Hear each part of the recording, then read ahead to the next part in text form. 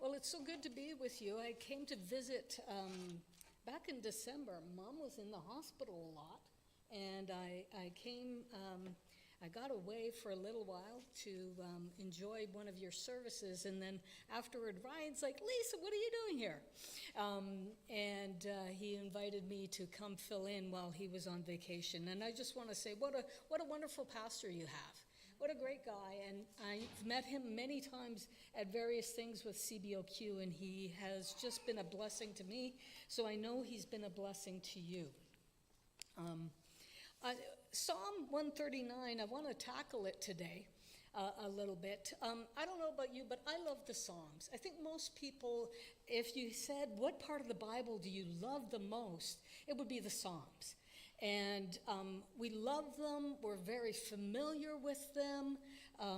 The great thing about them is they help us articulate our faith to God. They tell us how to pray, they model it for us. And they also model worship. And what does sincere worship look like? Now, sometimes the Psalms are a little bit different. I find it funny that Israel would sing this entire psalm, because it doesn't go together.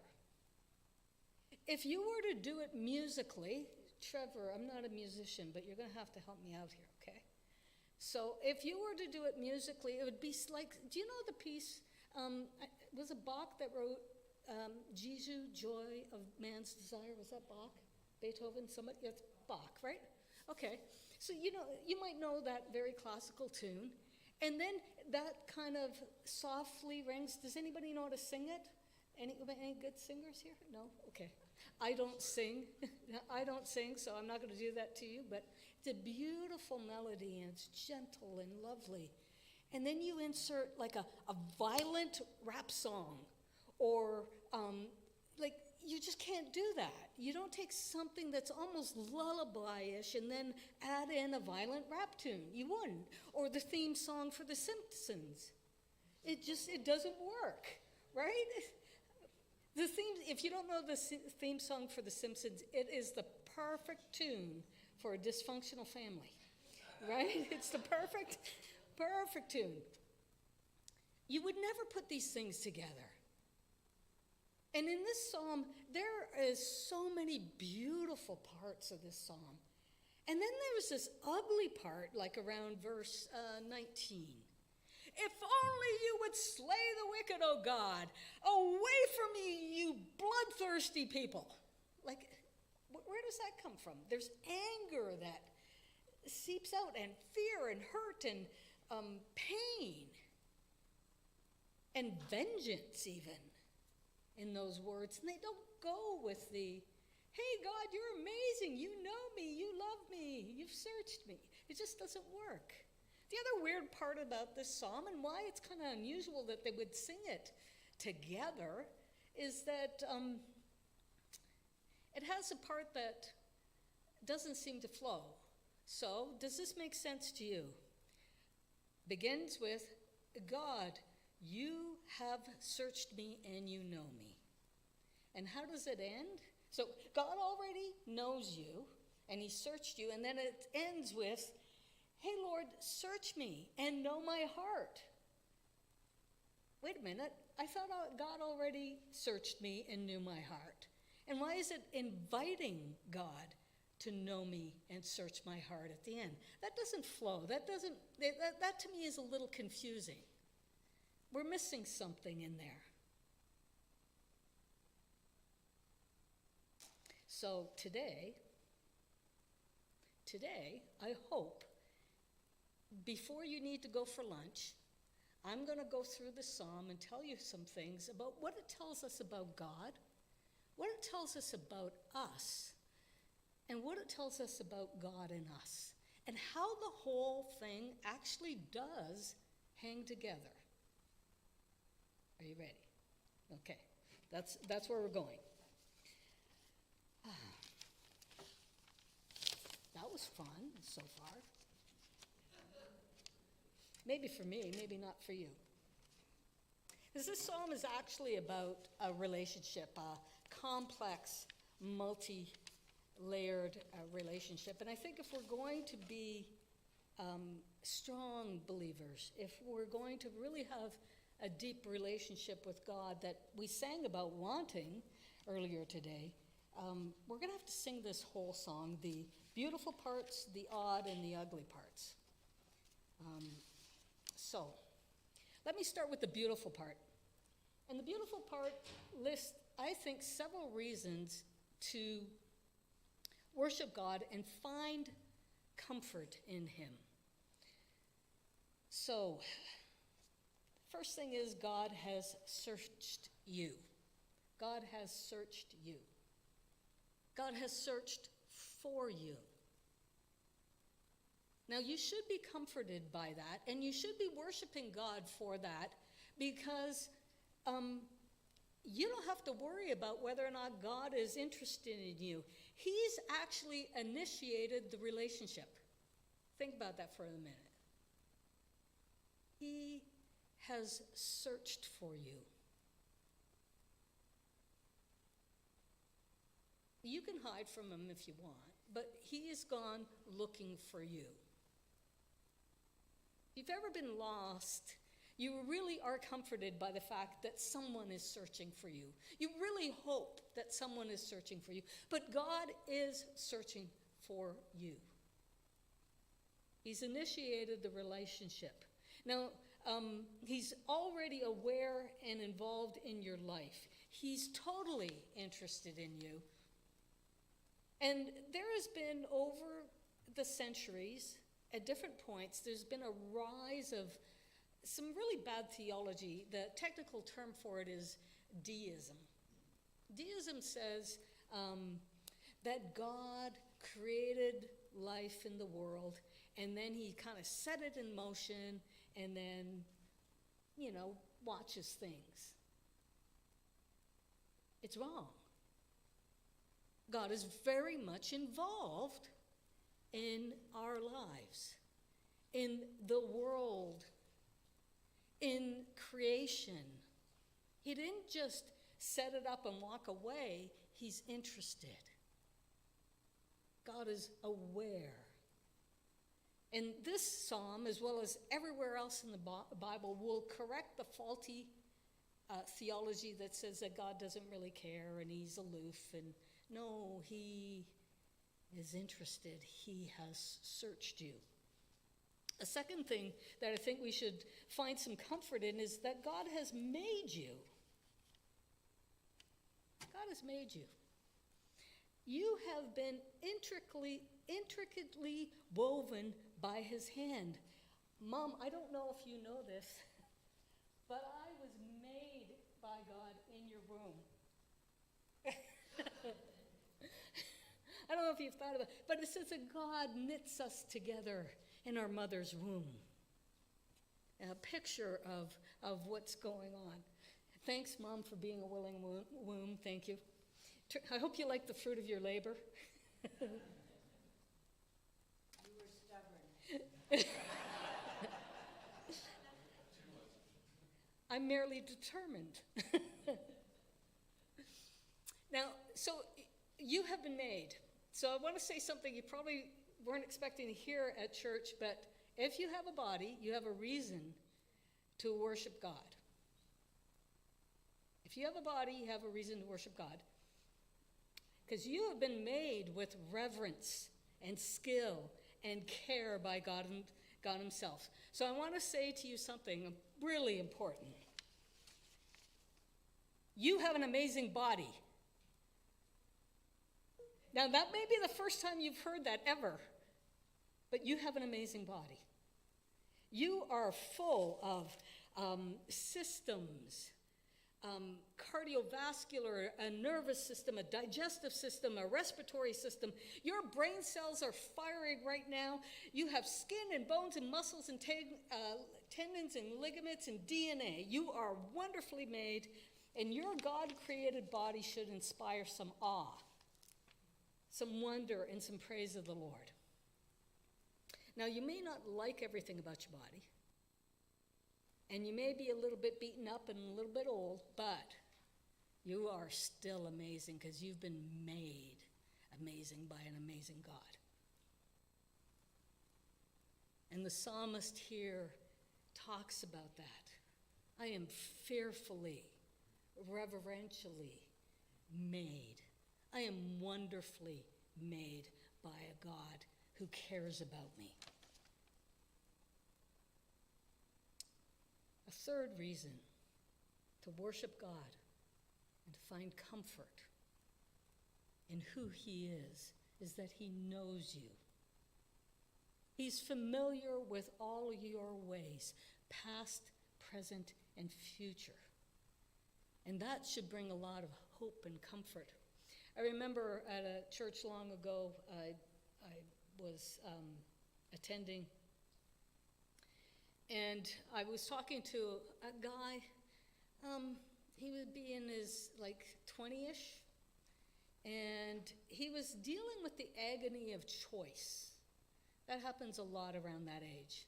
He was trying to discern the pull of different opportunities and voices. And his parents really wanted him to become an electrician. And he looked at me and he held up his little frail hand. He had one of those slim hands, not like mine. But he held it up and said, "Does this look like the hand of an electrician?" And I kind of thought it did because, you need to be able to deal with fine wires and everything else.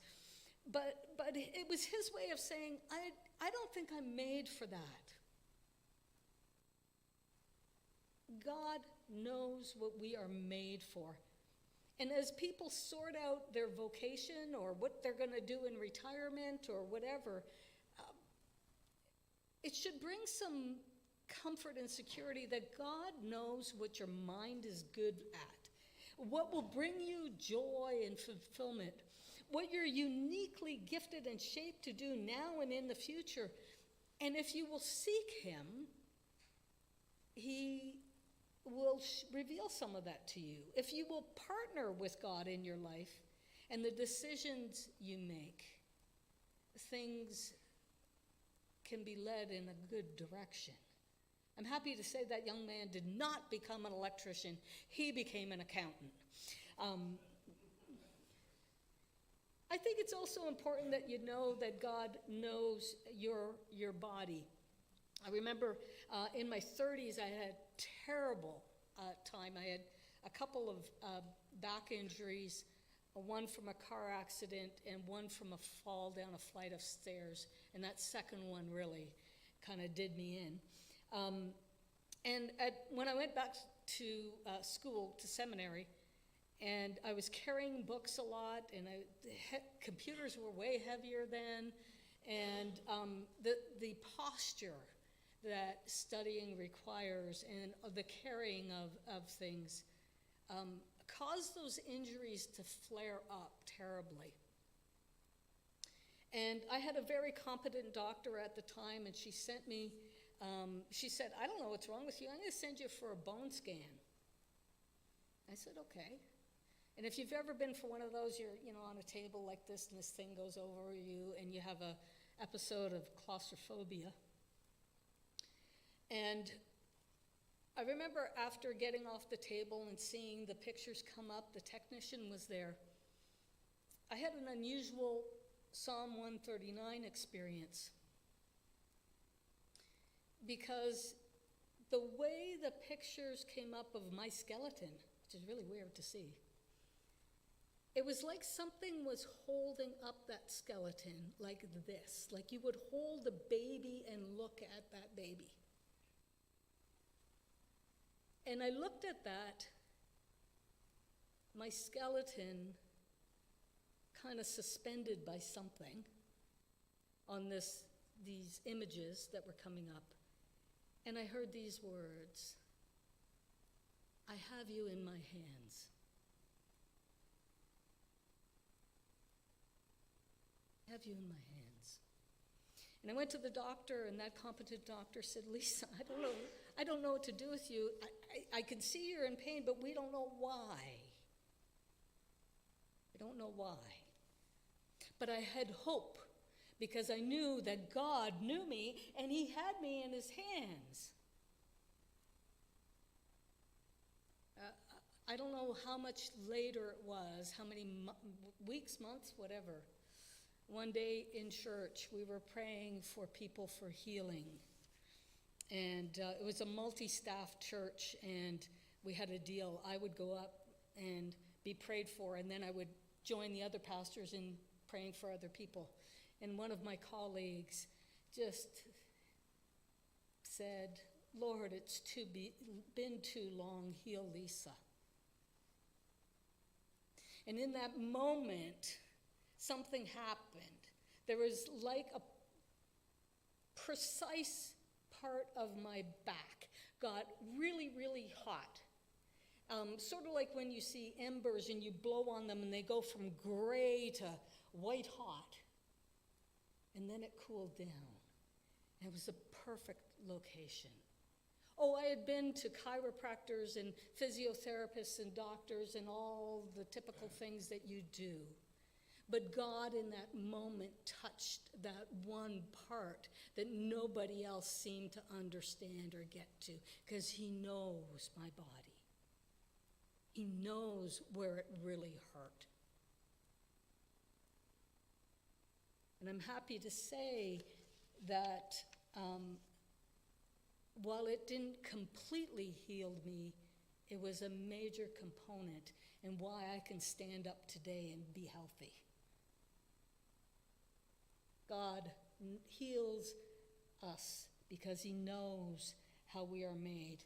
But God not only knows our bodies inside and out, but our person. So if you are struggling with a besetting sin, a habit you can't seem to overcome, or difficult situations that keep on coming up in your life and you can't figure out how to deal with it, and how to deal with them differently and successfully finally, God knows how you're made psychologically. He knows how you're made socially and spiritually. He knows the ways of your heart and how perhaps messed up they are a little bit. He knows how some of your good traits, my mother says I'm stubborn, I say I'm determined. I have a good trait. But when a good trait is after the wrong thing, a good trait like determination is going after the wrong thing, or is too stuck, it becomes stubborn, right? A good trait like loyalty can become stubbornness.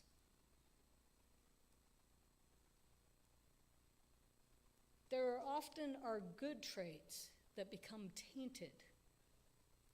And God knows when your caring becomes control, when your patience erodes to laziness, lack of action. He knows how to bring you back and how to bring you back on track and how to transform you into an overcomer, so that your future is better than your present, and so that you can go from strength to greater strength under his caring and compassionate hand. He knows you psychologically. He knows you socially. And he can help you.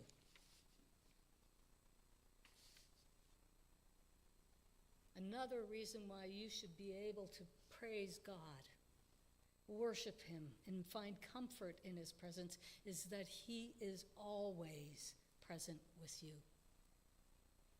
Psalmist talks about, well, if I go as far and as fast as possible. He talks about if I fly on the wings of the morning. That's a poetical way of saying, if I go as fast as light, the speed of light, off to the ends of the earth, you are with me. He says, if I go into the depths, you're still with me. I can't shake you. You're with me. And that should be comforting to you, because if you fall into darkness of sin or shame or just despair, you haven't left the presence of God. He will go there with you. If you allow yourself to spiral inward and downward into a deep pit, you haven't lost God. He is always with you. So the psalmist meditates on all of these reasons that we should be able to praise God. So that's the beautiful part of this psalm. But then he kind of shifts. He recognizes his own tendencies. God knows me, but I want to hide. I want to go far away from God. God is always near me, but I want to run away. I can't shake you. I can't avoid you. You keep on pursuing me, God. Can't put any distance between us. Now, that's a very human tendency. We like hiding from God. We've been doing it since the beginning. Adam and Eve did that. What did they do? They were enjoying God's presence. They were living in God's presence. They were walking with God in the cool of the evening, and then one day they weren't. They were hiding from God. God comes along and says, "Where are you?" As if he didn't know. But he says, "Where are you?" And they were hiding themselves. They were now wearing fig leaves, as if that could hide from God. You see, we have a tendency to want to keep distant from God, especially if we feel kind of guilty, but even when we don't feel guilty. Our fallen nature wants to avoid God. And so we do want to run away sometimes. We do want to create distance with God. We do want to avoid him, neglect him, pretend he's not there.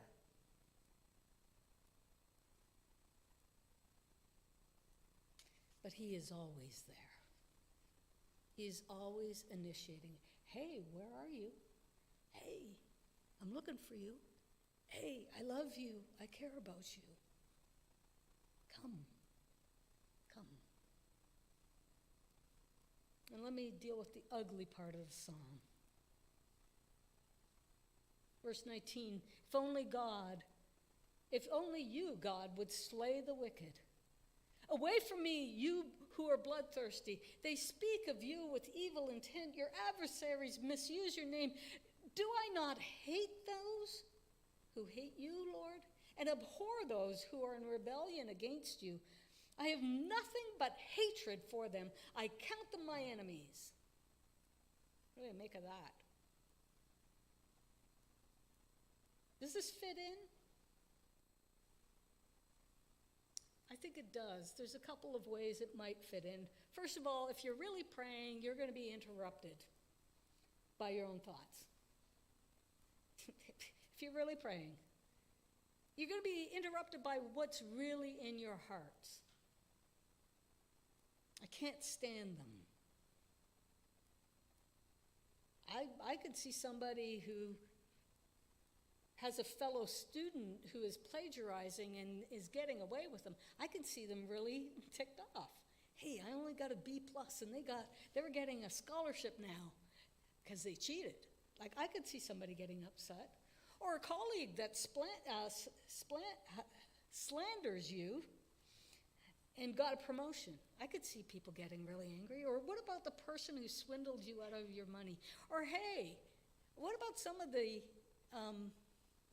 okay, I'm half Ukrainian. Don't talk to me about Putin, okay? Right? I know you don't think you have to be half Ukrainian to think that way. It's just, no, God, what are you doing there? Why does that guy get to keep on doing what he does, as well as some of the other people in the world? That might be what's going on here, where there's a real problem that comes up in our prayer. It might be. I think maybe another way of looking at this part is God is coming close, and the psalmist falls back into his old pattern of wanting to hide. God, I know you, and I know you know me, and I know you're always there, and I know I can't hide you, but hey, I'm loyal to you. Look at them over there. Don't we do that? You know, God's coming close to it, and you want to deflect. No, look over there. What about them? They're the problem, and God's going, no, I want to help you. I want to come close to you and help you out here. I want to deal with your heart. Never mind them. I got them too. But right now I want to deal with you. And I think that sometimes we use prayer as a deflection, a way to avoid while still looking holy. We all do this. God comes close and we can't handle it. It kind of scares us. We put up different defenses, and sometimes we protest our loyalty, but we're really building a wall with God. This psalm isn't just about a meditation about how good God is and how comforting his attributes are. It's about intimacy with God. The psalmist knows that God knows him, but let me tell you this, it is possible to be known by God and to know about God, but to not be intimate with God. It's possible to be known by God and to know about God, but not be intimate with him.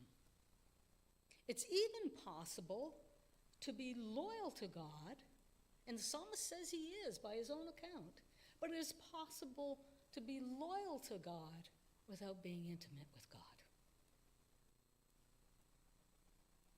It's like the couple where neither one of them has had an affair, but neither one of them feels close to one another.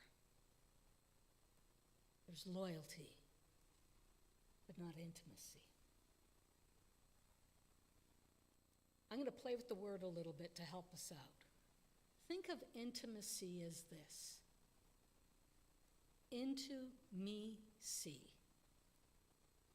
Into me see, and tell me what you see. Into me see, and tell me what you see. I think why the psalmist says, you've searched me and you know me. You know me through and through. And then at the end he says, search me, O God, and know my heart. See if there be any wicked way in me, and lead me in the way everlasting. Is because by the end of the psalm, he's willing to say, I'm not going to hide anymore. Search me, O God. See into me and tell me what you see. And change me. Lead me in the way everlasting. Change what isn't working right. I'm done with hiding. Prayer is about revealing yourself before God. And the starting point is saying something honest to God. If you ever want to know how to start praying, just start saying something honest to God. That's a good start. In this case,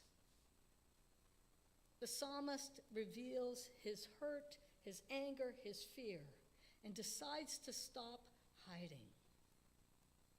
And you can reveal yourself to God fully, transparently. You can let him see into you because he is a God who is safe. He comes to you like a friend who can be trusted to tell you the truth and not use it to run you down. He comes to you like a wise, godly mother who teaches her child and empowers them to live righteously and skillfully in a fallen world. He comes to you like a father whose counsel and strength protects and guides. Comes to you as a companion who bears your burden and lightens your load. He comes to you as a healer and a comforter. So reveal yourself to God. willingly, voluntarily reveal yourself to God. And let him love you. Let him love you.